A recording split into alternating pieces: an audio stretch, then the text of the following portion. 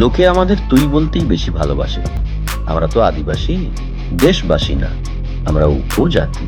আমরা যেন জাতিই না।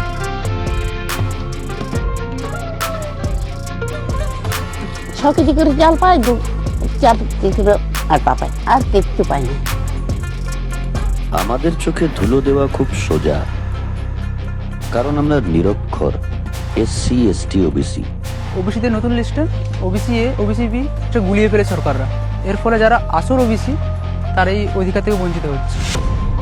কেন্দ্র সরকার, রাজ্য সরকার ওবিসিদেরকে নিয়ে কোনো ভ্রুক্ষেপই নেই। অন্যদিক থেকে সুপ্রিম কোর্ট, হাইকোর্ট হাত গুছিয়ে বসে আছে। তারা ওবিসি ওবিসি হয়েও চাকরির জন্য যে আবেদন করবে সেই জিনিসটা করতে পারছে না। আমরা যেন দেশের অধিবাসী না। আমাদের জন্য বড় বড় আইন আছে, সেসব আমরা জানি না। কারো ঘর বাড়ি ভাঙা, কেউ বিধবা ভাতা পায় না, কেউ বার্ধক্য ভাতা পায় না।